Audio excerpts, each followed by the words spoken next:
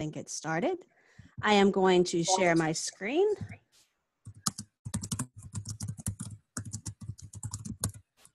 Find my presentation. There we go. And from here, I am going to go to present. And I'm going to turn on the closed captions. Mine should show up on the bottom.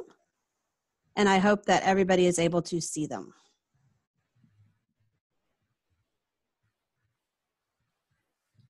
Is everybody able to see the screen? Yeah, except when you, I think they may have gone away. There we go. They are still showing on my on the bottom of mine. It's just because I moused over the bottom of my screen and I saw that I had the little menu thing there. So gotcha. Be quiet now. You do your thing. All right. Well, if you have any comments, please feel free to ask at any point. We are here to help. So right now, find the chat. I know that many of you have already found the chat. And you've shared your role, your school, and your district. And I would also like you to share, have you taught online before?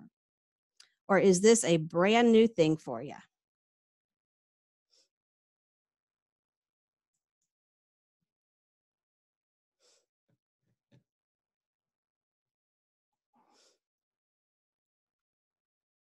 We're getting to get some good responses. I have totally lost my chat screen. Sorry, yes, everybody that has reported so far said that they are brand new to online learning. So okay, that's awesome, Beth, because whatever you tell them will be new. New and fun information. Okay. Well, if you're familiar with our group, we did have a conference that was scheduled in April. It was renamed to the Transformative Learning, and our theme was to lead from where you are. And so everybody now is leading from a totally different place than you were last week. I mean, it is really crazy to think about how much has changed in just a week.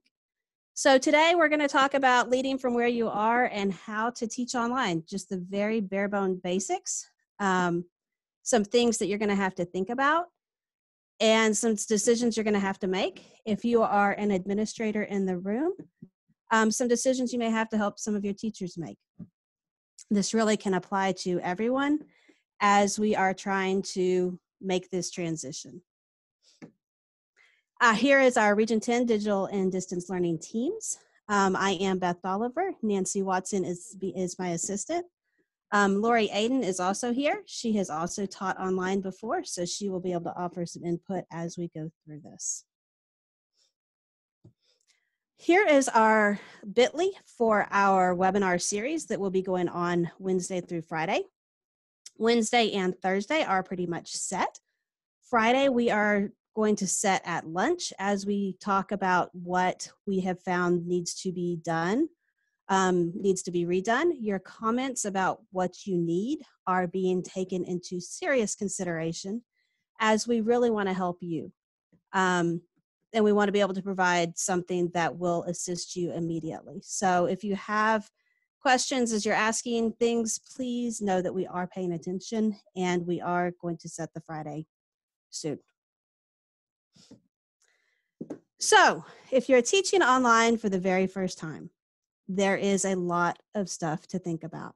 If you were in the first session talking about mindset, some of this is going to be a repeat because it is also important for teaching online for the first time. I talk with my hands, so I'm trying to keep my hands on the table right now. So if you see some strange movement, that's why. I apologize. I am an active type presenter. Just a little bit about me. I was an elementary school teacher before I moved to online learning 20 years ago at the University of North Texas. I worked with some of the very first classes they had that had moved online in the computer education system department. And teaching online has changed a lot in 20 years. And I've seen a lot, I've experienced a lot, and I know what you're going to be going through. And I know that it's going to be strange, but I know that you're going to be okay.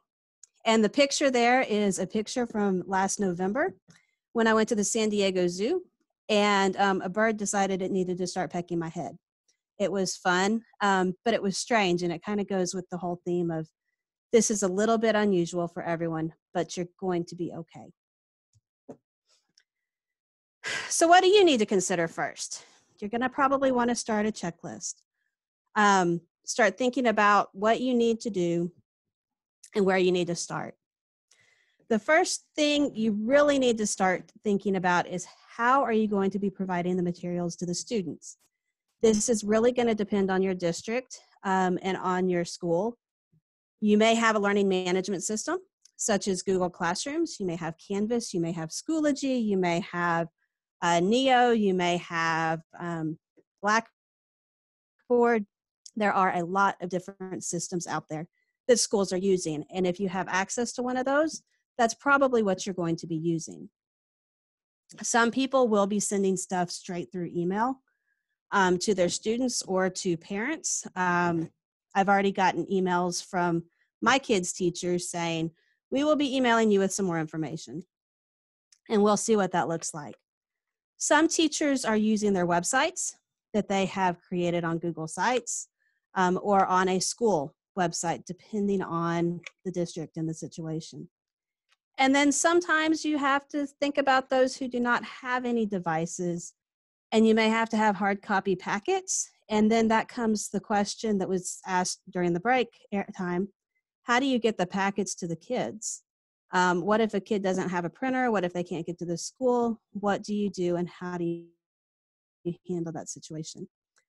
Some solutions we've seen are some school districts are using the buses and using their bus drivers as they're delivering the lunches. They can also deliver some packets to kids that way. So there are some solutions. It is just something that you want to think about. So you now know what you're using, or you know that you need to think about that. And so what comes next? You need to start planning. You are not going to be able to cover everything that you thought you were. Online learning is a lot different. It is a lot different in terms of what you're creating. It takes a lot longer to create online learning. And it actually takes a lot longer for the students to do the work than you think that it would. There are the exceptions to the rule who are going to finish everything in 5 minutes, but those are also the kids that could probably finish everything in 5 minutes in face-to-face. You need to be able to focus on exactly what you want your students to know. So if you're talking about World War II, focus on a specific thing that you need the students to know. And it's going to take you a lot longer to create the materials and to make sure that you have enough information for the students to know what they're going to do. Think about a single day per subject. I was thinking of it more from the elementary mindset because I'm an elementary school teacher. But from the high school and secondary level, it's the same type of thing. Think about your classes. Think about each one individually. Don't try to think about everything all at once. Focus on a small portion so that you are not overwhelmed. Online learning can be overwhelming. It really can be overwhelming for you as the teacher, and it really can be overwhelming for a student. So focus on a single issue, figure out what you want to do, and plan from there. With your instructions, as you are writing instructions to your students, the more information you provide, the better. Think about when you are in class and you give the students their instructions, how many hands go up asking a question? You are not going to have the same type of instant response for your instructions. So you need to think about how to write it out so that everybody can read it and have a better understanding. And you also need to figure out your navigation on how you're presenting the material. If you're using a learning management system, your navigation, are you using modules, or how are you going to be putting the material up? Think about how you want the students to go through what you are providing for them. Do you want them to be able to do something ahead of time, or do you want to be able to send it out just little by little by little by little? Are there any questions so far?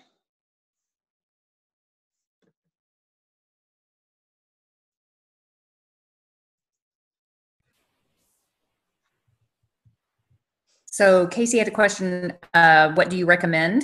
So I think I'm going to guess that you're getting to that. So Yes, all of this kind of goes in with the planning.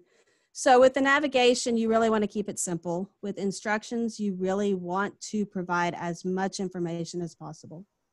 In terms of what do I recommend, are you asking more on the lesson side, or are you asking more about on how you're presenting the material side?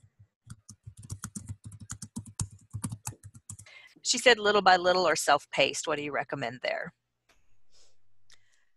It depends on your grade level and how you're teaching it, and what you want the students to do. On a secondary level, self-paced is a lot better because the students are able to go through it. On an elementary level, I would give them just a little bit by a little bit so that they can move forward slowly. As you are planning and you're thinking about all the really cool things that you do in class, not all of your face-to-face activities will work online. There are a lot of things that you do face-to-face that you can adapt to an online environment, but you have to think through it a little bit more. You have to think about, are you going to have the students interact with each other? This depends on how you're presenting the material. A lot of learning management systems have discussion boards, so you could have the students interact like that. Using the Zoom rooms, if you have your kids come together and they're able to meet synchronously, how can they interact on the chat feature and on Zoom, talking to each other, having that communication? Communication and seeing your face and having your students see each other's faces is important right now, because the world is so crazy that being able to get into that social emotional learning and being able to kind of ground them and let them know that it's different. Things are different right now. But even if they're different, we are still here together. Think about your students' learning. How do they learn? I know talking about learning styles is really what this is. Do you have students who learn better by just reading? Or do you have students who learn better by listening?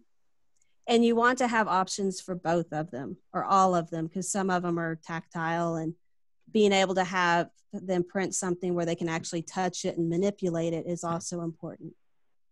So you really need to think about that. If the students do better by listening, you can do some audio recordings as you go through the instructions, do videos,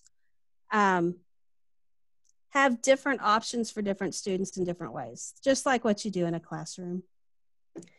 And then the big thing to think about too is accommodations. Your IEP students, what accommodations are you having to do in the classroom right now? They need to be done online as well. So you understand a little bit about planning. What comes next? Communication. Communication, and we talked about communication early in the first session, is that it is extremely important. Your students want to know that you're there. They want to see you. It is important for them to have that stability. And for our teachers, I know you're missing your students. Having a way to communicate with your students, it maintains a certain sense of normalcy, which is really a good thing right now when the world isn't normal. And your communication can be synchronous or asynchronous. You can do the Zoom sessions or a Google Hangout, or it could be via email, remind, a text. It depends on how you've communicated in the past. And we'll touch on that now too. You also have to decide how you're going to communicate. And if you have never done online learning before, you need to think about, how are you communicating with your students now?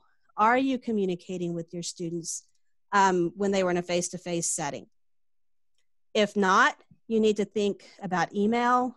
If your learning management system has announcements to use, discussions, chat sessions, find the best way for you to communicate and stick with it. For some people, if you have been using communication tools, keep using those same tools because consistency is extremely important in the online environment. Watch your tone in written communication. I have to be Hey, Beth, yes. Can I interrupt you for just a second before you move on to the next topic? We had a question about the best platforms for kids to interact online, and I know you touched on some of them, but is that something that you're going to talk about, or should we maybe start a list of that for? We should start a list. Okay. I do know that that on my to-do list. Yes, that can actually be another webinar topic right there. There are some like Discovery Education, which we have a session on this afternoon that has a platform for interaction. Zoom allows for interaction. Google Hangouts allows for that synchronous interaction. Coming back to communication, you need to watch your tone in the written communication. And I've gotten burned on this a few times because I can be totally sarcastic. And the sarcasm does not come across the way it does in the face-to-face setting.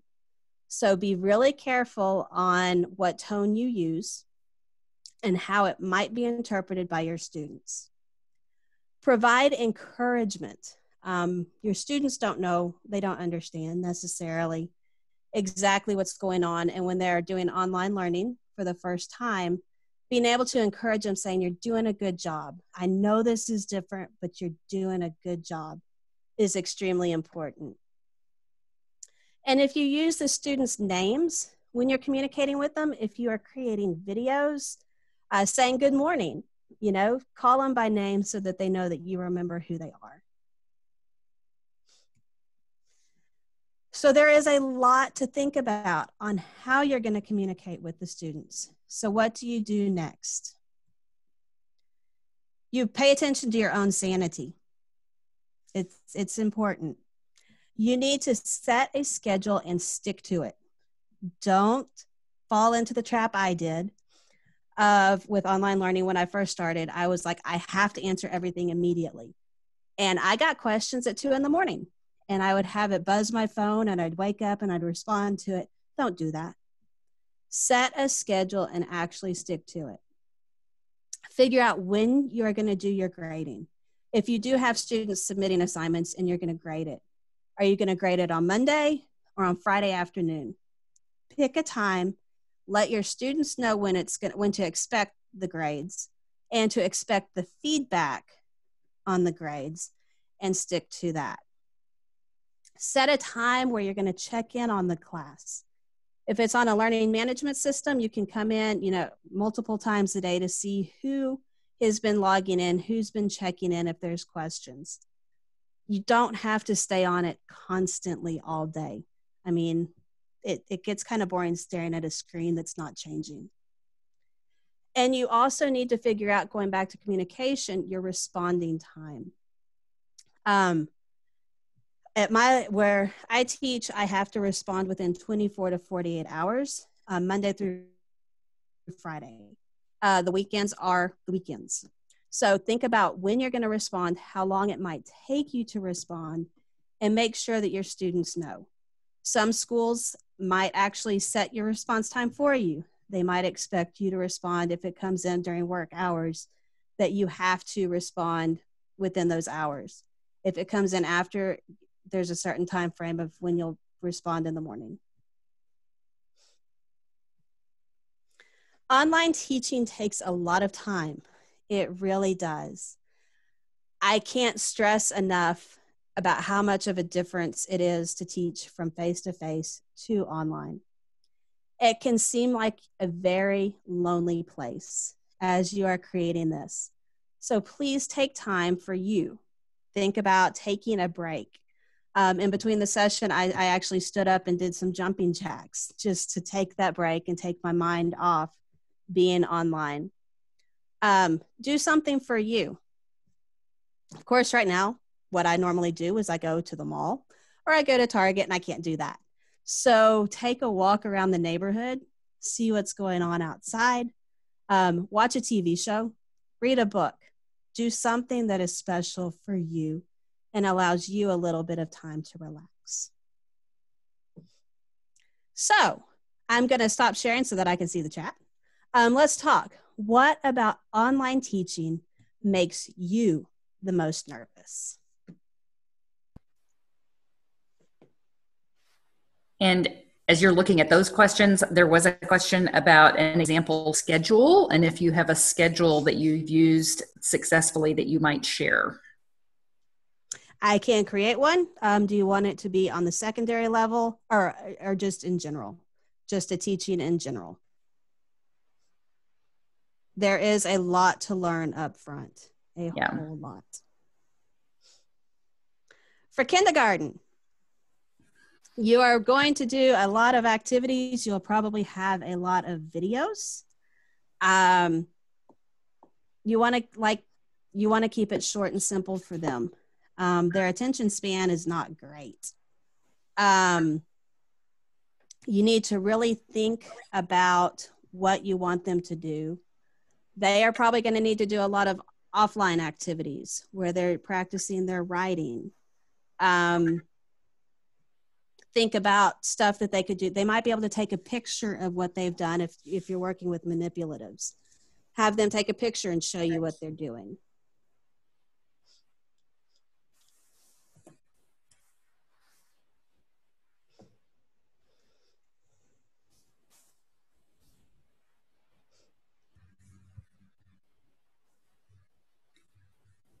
Appropriate student action is a concern. On the Discovery Ed platform and on a lot of the learning management systems that are used by schools, I know on Discovery that if they're using the studio, that any communication that happens there, the teacher can see later. So you're able to actually watch what's going on. The students don't know that necessarily at first, but they find out pretty quick. And I saw a question from my friend Doreen about her EL students. And Doreen, I don't know if you're familiar with Microsoft Translate, but that would be a really good thing that I think would work well remotely as well as in person. So if you want to send me an email, I can send that out to you, or I can get that on our website as well. How to translate things like ongoing projects in the engineering design process using only what the students have at home. That's a good question because every student is going to have something different at home. So you might give them choices on the projects. You might ask them if you have a specific project in mind that you want them to do, ask them what materials they have at home and see if something could be adapted that way. Special ed online, it is extremely individualized. You are going to have a lot of work to make sure that each student, that the IEPs are met. How to create a Google Classroom. Yes, we're going to have a session on that tomorrow. I believe it is from 2 to 3. Or is it 1 to 2, Nancy? I think it's 1 o'clock tomorrow and 11 o'clock Friday, or the other way around, but we'll post the schedule again before we leave here today. Yes. So yes, you will be able to learn how to create the Google Classroom and how to add all the assignments. They'll be working with that one. I also wanted to add real quick, someone asked about EL.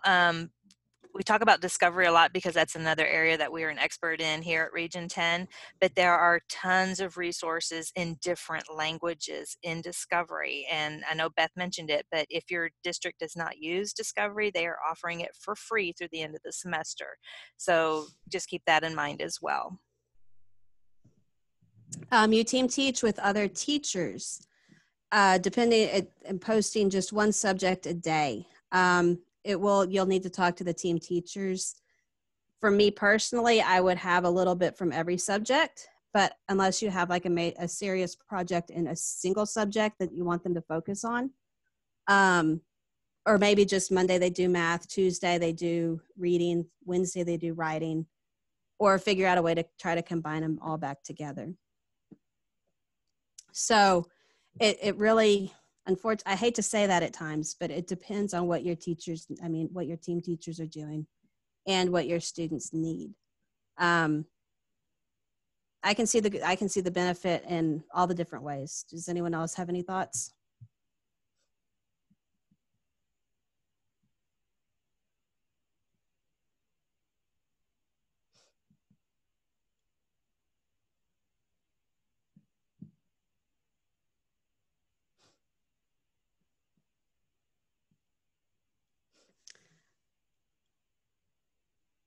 Okay. So Beth, there's been several questions about where they can get the presentation and the recording. And so I just wanted to say out loud again that if you go to bit.ly/capital R10, that's R10 remote, that is where all of our resources will be housed. And I think you said, Beth, that after we get the videos captioned, then they would be posted on the website. Is that correct? That is my understanding. From Blair, accessibility for special education students, that accessibility is a huge thing. And it may be one topic that we do need to cover on how to use some of the basic accessibility tools in Microsoft and in PDF. How do you close caption a video, that type of thing. So yeah, there are modifications that will be needed. And I've kind of been making a running list of things that people have been asking for. So if there's something else that you're hoping to learn about over the next couple of days that we could maybe pull some resources together for you, I'm handwriting a list right now, and I'm writing as fast as I can, or as fast as the ideas come in. So let us know what would be helpful for that. Stacy, with worrying about if all students will have access, that's a good thing. I do know that there are some internet providers such as Spectrum who are offering free internet to students who do not currently have it. I think it's for a 60 or 90-day period, so that hopefully we can get through this. So that might be an option for having at least that tiny part of access. And for the sign part and for not having help at home, you may want to consider having online office hours so that they can come in and get some help from you.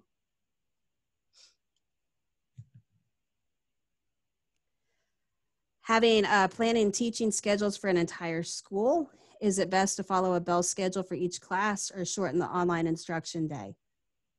It may be the best for you to have the shortened day so that some of your students have additional time to work, because online learning does take a lot longer for students to do.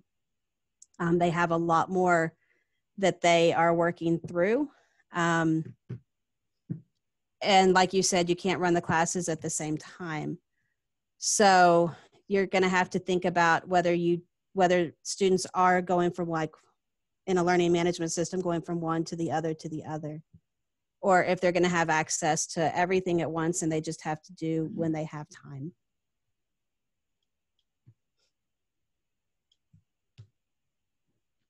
Teaching reading strategies to your first graders, some ideas for that are to use videos where you're reading.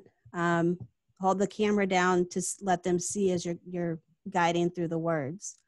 Or use some resources from Discovery. We do keep coming back to Discovery.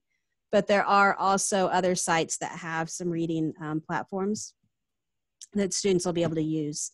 ABC Mouse, I believe, is free right now. I believe they're another company that has provided their materials, and they have some good strategies for reading.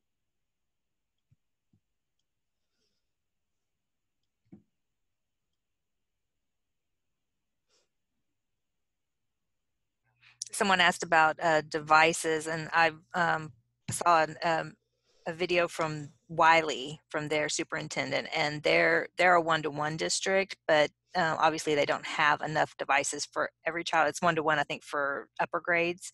But they mentioned that what they're going to do is what Chromebooks they have, they're going to give to the oldest child in the class and in the family, and then as they get through that, then they will see what they have left. So there's things that districts are thinking through on how to get devices out there to kids that may not have devices. Here's a question about liability or managing appropriate language or where they choose to record. because someone went to the restroom during a meeting. What liability do schools have? That is a question that I do not know the answer to. For teachers, you hope that they would turn the video off and mute the mic. For students, it might be a lot of training ahead of time on what is appropriate and what is not. Online expectations, yes. Having, this goes to digital citizenship, which Nancy has a lot of information on, and she may have some online expectations that could be shared.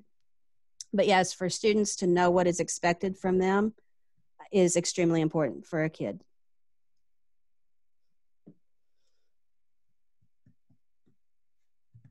Where do you start and what types of lessons to incorporate? Think about your classroom and what you would be doing in your classroom. If you're going to be doing the really fun assignments and you have a way that you could do the assignments in a fun way online, do it. Don't make it boring. Students don't like to just sit there and read. Having something to change it up is helpful. If you know how to create the escape room, go for it. If you don't, then think of something else that could be fun as well. And you do want to keep them engaged. Engagement is important. This also goes to one of the things that was just mentioned about expectations. Behavior still applies. So, there's lots of questions about what if they do this and this. It goes back to those clear expectations of your behavior in this situation still applies to as if you were in it face to face.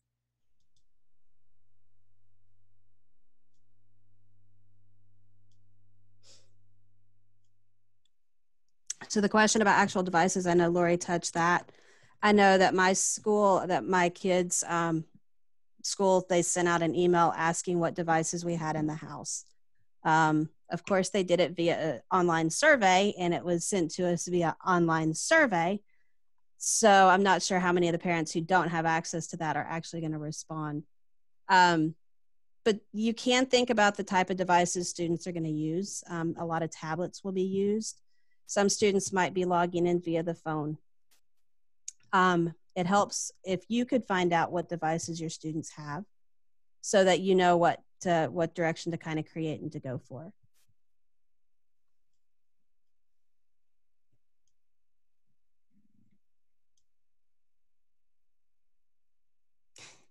As a parent, yes, I'm a parent too. I am very intrigued to see how online learning is going to work with my kids. I have a GT kid and I have a kid who struggles.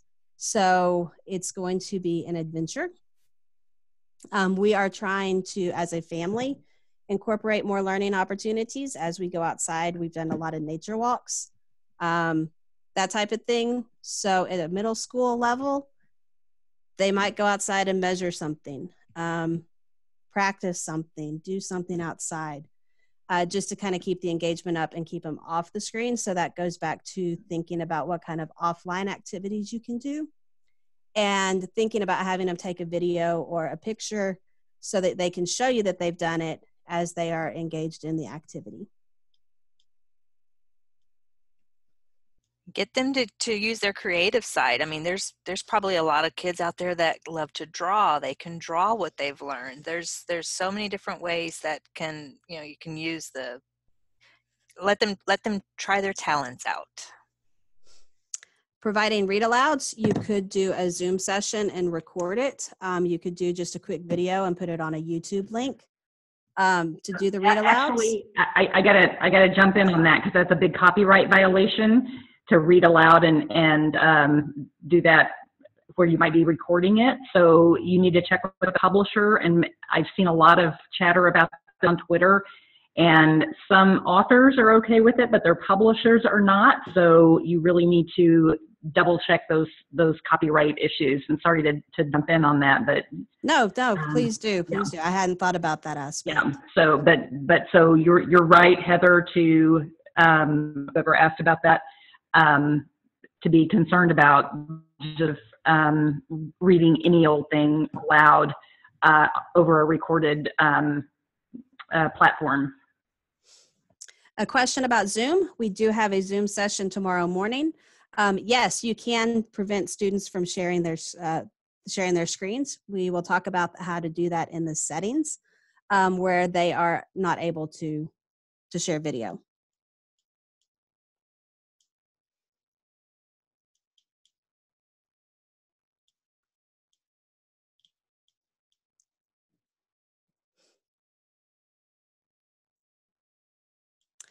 For the YouTube, that's a good question on the YouTube. I really like using YouTube within a learning management system that kind of blocks the fact that people can't get to other sites.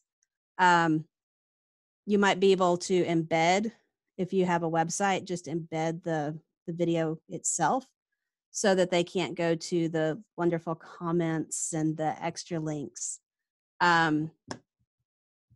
That's a good question, and there are some strategies. I will see if I can find some resources and get those posted for you.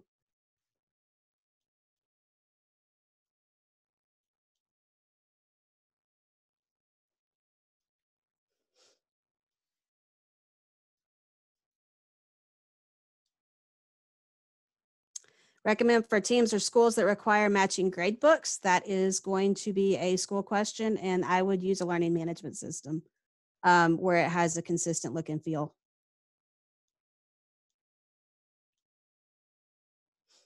So Nancy, is a read aloud live okay? That's not being recorded? So I'm actually not sure about that one, but there are some. Yeah, you know, I mean, I used to be a librarian, but I'm very rusty on that particular part of copyright, unfortunately. I would maybe double check with if you have a library coordinator in your district. I'm not seeing right away who is asking that question, but if you have a library coordinator, it'd probably be a good idea to check with them. And I will also put that on my list of things to ask our library person about, so. Well, you need co-teaching, online training, or strategies as well. Probably. If you're coming through this teaching, having a co-teacher, just having conversations with them to talk about what their expectations on each side are and what y'all expect from the students and what y'all expect from each other. If you're going to be sharing grading, make sure that you have it set so that you have a similar type schedule, so that your students know what's coming. It adds to that consistency level.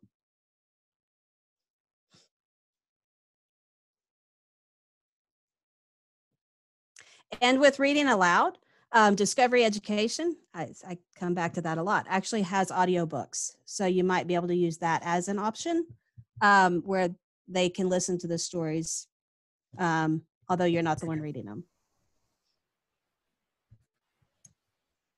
I believe TextQuest also has some audiobook choices in there, and that's a resource that you can get through your library. Every public school in Texas has access to that, so check with your librarian if you have one at your campus, and they can give you the login credentials for that.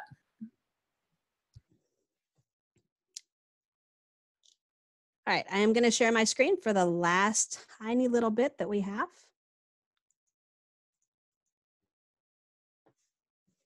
Come back to my captions. There they go. Right now, it might seem that you are in the middle of the ocean by yourself, but you aren't. We are here very much to help you. Here's the website where we are sharing our resources for at-home instructional support. We are here. Here is our contact information again, because we are here to answer your questions. Please get in touch with us. Please ask us questions.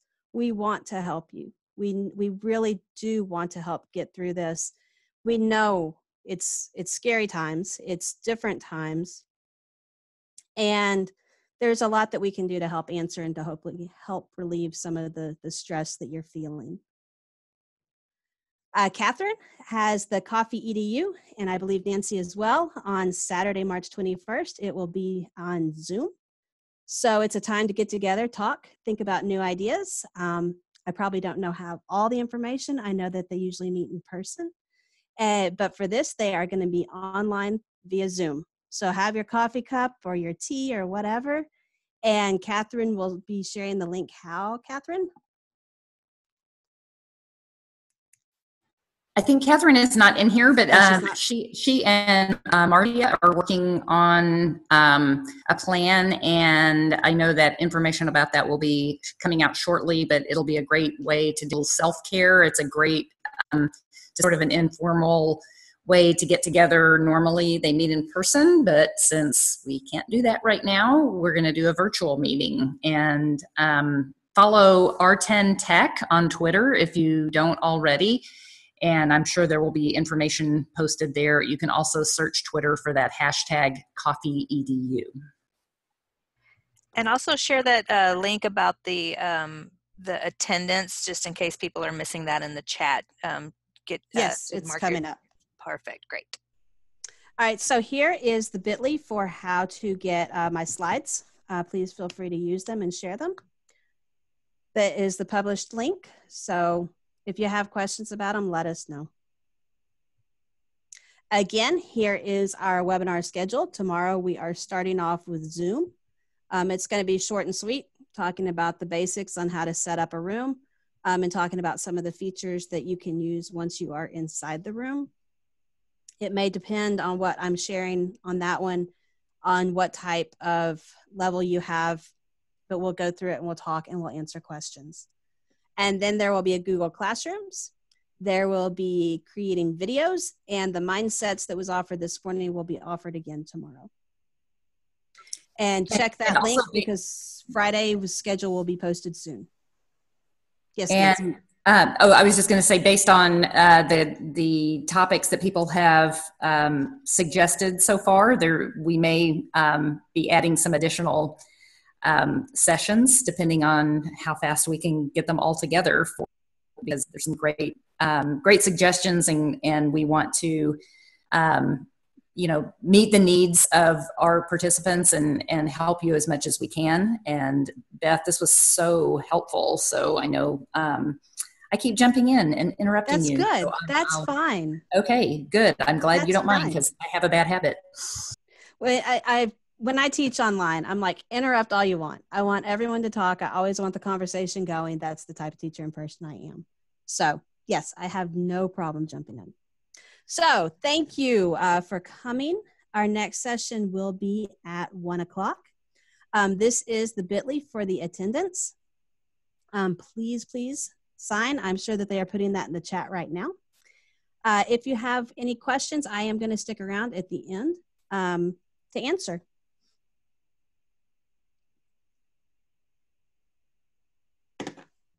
Hey, Beth, did they want the recording to keep going through the extra questions, or do I stop it now? I stopped it on Catherine's. Okay, cool. I'm going to go and stop it then. You did an awesome job. Thank you so much.